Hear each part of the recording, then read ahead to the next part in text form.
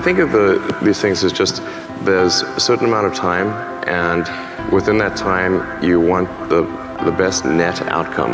So for all the set of actions that you can do, there's going to be some of which will fail, some of which will succeed, and you want the net useful output of your set of actions to be the highest. If something really makes sense, or if it's just what everybody else is doing. It's hard to think that way. You can't think that way about everything. It takes a lot of effort, but if you're trying to do something new, it's the best way to think.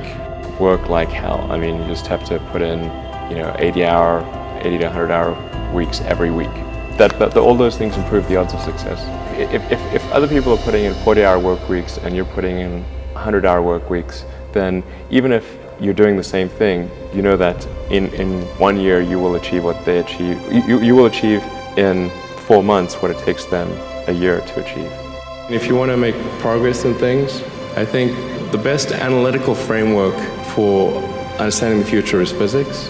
I'd recommend studying the thinking process around physics, like not the equations. I mean, the equations certainly they're helpful, but the way of thinking in physics is it's the best framework for understanding things that are counterintuitive, and always taking the position that you are to some degree wrong, and your goal is to be less wrong over time.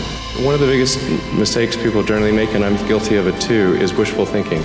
Like you want something to be true even if it isn't true, and so you ignore the things that you ignore the real truth because of what you want to be true. This is a very difficult trap to avoid. And like I said, certainly one that I find myself in having problems with.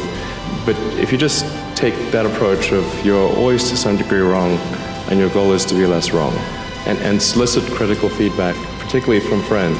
Like particularly friends, if somebody loves you, they want the best for you. They don't want to tell you the bad things. So you have to ask them, and say, really, I really do want to know.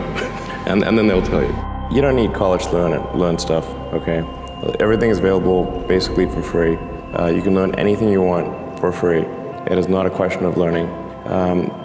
There is a value that colleges have, which is like, seeing whether can somebody work hard at something, including a bunch of sort of annoying homework assignments, and still do their homework assignments and kind of soldier through and get it done. That's like the main value of college. And then also, if you probably want to hang around with a bunch of people your own age for a while instead of going right into the workforce. So I think colleges are basically for fun and to prove you can do your chores, but they're not for learning. I think failure is bad. I don't think it's good. But if something's important enough, then you do it even though the risk of failure is high. And so I think my advice, if somebody wants to start a company, is they should bear in mind that the most likely outcome is that it's not going to work. And they should reconcile themselves to that strong possibility. And they should only do it if they feel that they are really compelled to do it. You need to work, depending upon how well you want to do, and particularly if you're starting a company, you need to work super hard. So what does super hard mean?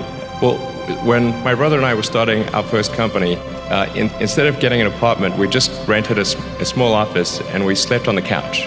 And we showered at the YMCA, and we're so hot up we had just one computer. So the website was up during the day, and I was coding at night, 7 days a week, all the time.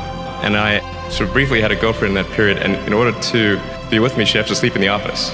So work hard, every waking hour. That's the thing I would say, particularly if you're starting a company. And if you do simple math, say okay, if somebody else is working 50 hours and you're working 100, you'll get twice as much done in the course of a year as the other company.